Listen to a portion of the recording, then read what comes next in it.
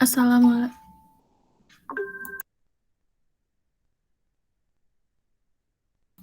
Assalamualaikum warahmatullahi wabarakatuh. Perkenalkan, nama saya Atika Dunurrahma dari kelas 11 MIPA 2. Dan rekan saya, Perkenalkan, nama saya Fitria Rohma dari kelas 11 MIPA 2. Perkenalkan, nama saya Widya Mahati dari kelas 11 MIPA 2.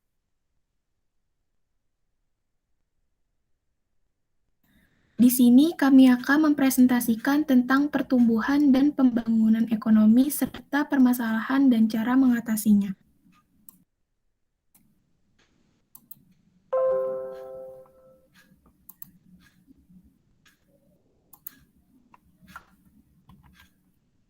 Pertumbuhan dan pembangunan ekonomi. Yang pertama, ada definisi pertumbuhan ekonomi.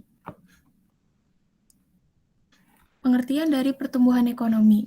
Pertumbuhan ekonomi merupakan keadaan perekonomian suatu negara saat mengalami peningkatan pendapatan melalui peningkatan output produksi barang dan jasa nasional. Peningkatan pendapatan tidak ada kaitannya dengan peningkatan jumlah penduduk, kualitas kesehatan, dan sebagainya. Menurut Sadono Sakino, pertumbuhan ekonomi merupakan perubahan tingkat aktivitas ekonomi yang berlaku dari tahun ke tahun. Untuk menghitungnya, diperlukan perbandingan pendapatan nasional suatu negara dari tahun ke tahun. Yang kedua, ada teori pertumbuhan ekonomi. Yang pertama ada aliran klasik. Menurut Adam Smith, pertumbuhan perekonomian suatu negara bergantung kepada pertambahan penduduk nasional. Dengan bertambahnya jumlah penduduk, maka akan terjadi pertambahan output nasional. Yang kedua, menurut David Ricardo, kenaikan jumlah penduduk meningkatkan jumlah tenaga kerja. Semakin banyak tenaga kerja, maka upah akan semakin turun sehingga perekonomian mengalami kemandengan atau stationary state. Yang kedua, ada aliran neoklasik. Yang pertama, menurut M. Solow, pertumbuhan ekonomi merupakan hasil kegiatan manusia, akumulasi modal, pemakaian teknologi, dan hasil produksi.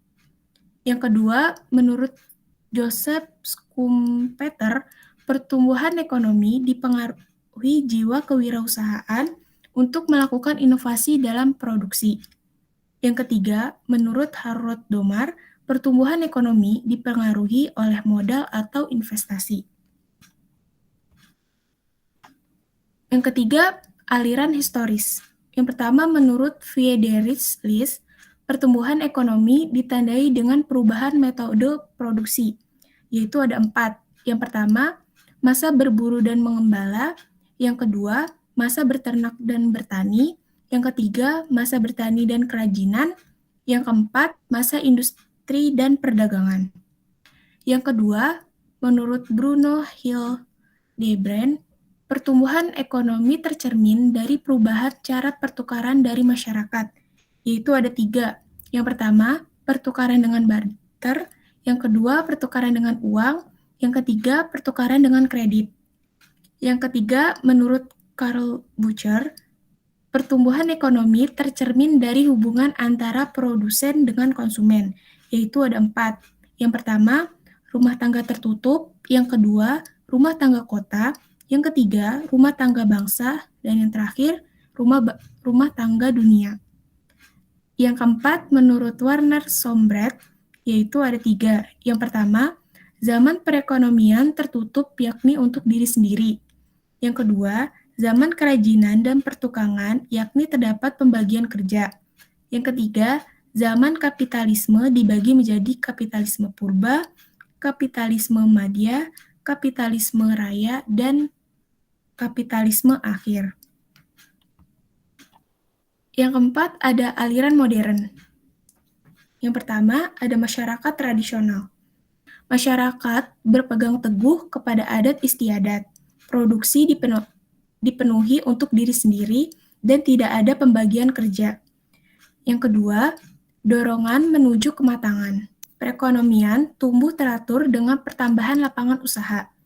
Investasi efektif dan tabungan semakin meningkat. Output produksi melebihi jumlah penduduk.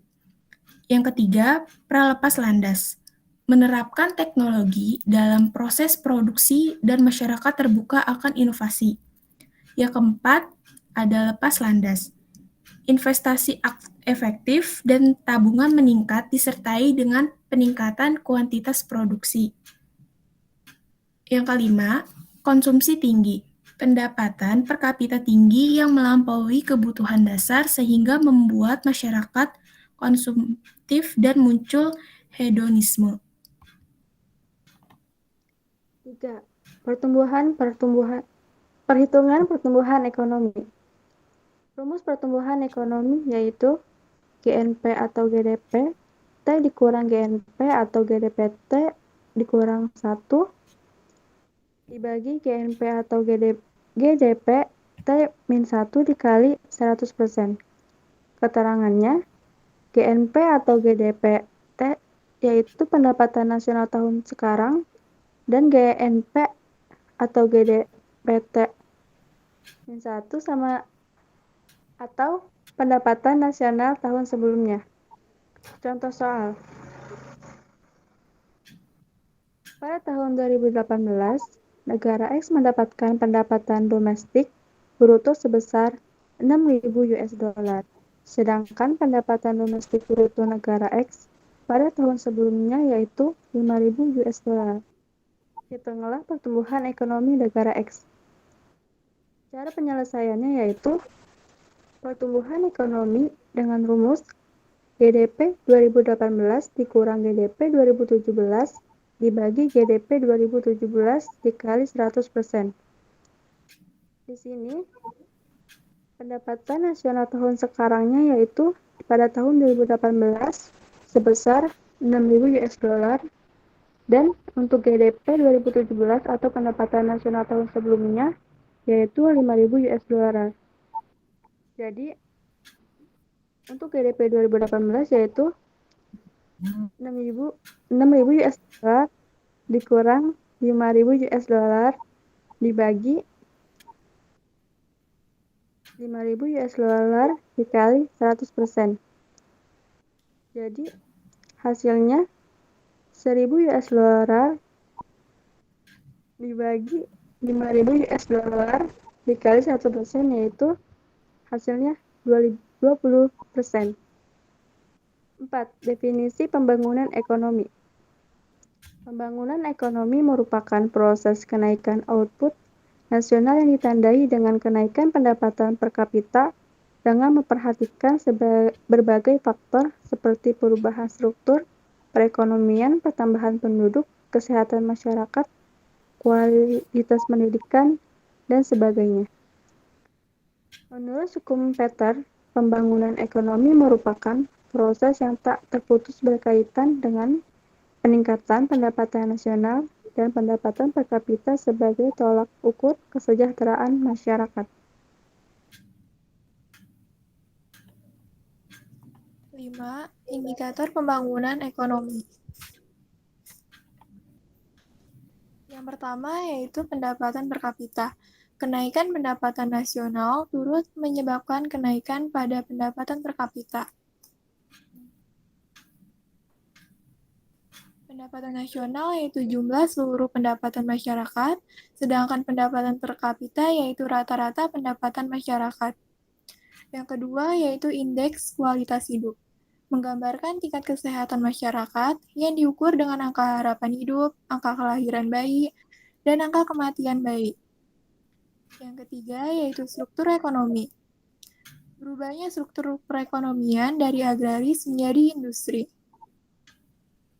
Yang keempat yaitu indeks pembangunan manusia. Ditunjukkan untuk pengembangan SDM diukur dengan lama pendidikan masyarakat dan peningkatan pengetahuan dan keterampilan. 6. Masalah pembangunan ekonomi.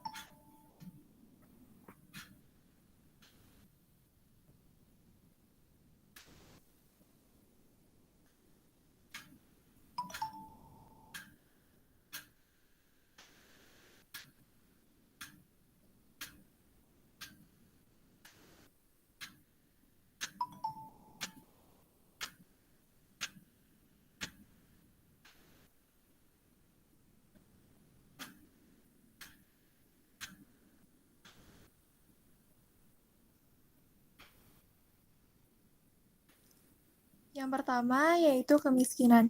Kemiskinan merupakan masalah karena masyarakat hidup di bawah keadaan yang serba kekurangan. Yang kedua yaitu pengangguran. Lapangan kerja yang sedikit dengan banyaknya angkatan kerja yang membutuhkan pekerjaan menimbulkan pengangguran. Yang ketiga yaitu ketimpangan pendapatan.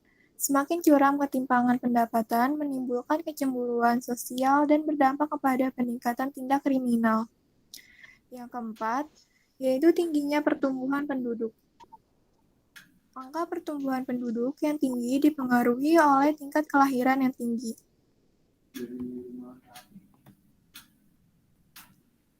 Tujuh, yaitu perbedaan pertumbuhan dan pembangunan ekonomi.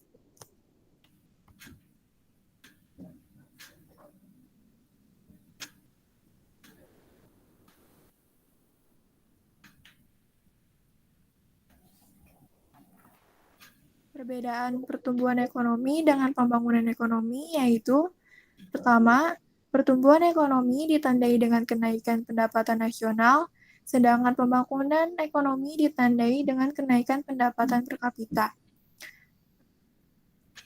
Yang kedua yaitu pertumbuhan ekonomi tidak terjadi perubahan struktur ekonomi, sedangkan pembangunan ekonomi terjadi perubahan struktur ekonomi. Yang ketiga yaitu tidak memperhatikan tingkat kesejahteraan masyarakat dan pertumbuhan penduduk, sedangkan pembangunan ekonomi memperhatikan kesejahteraan masyarakat dan pertumbuhan penduduk.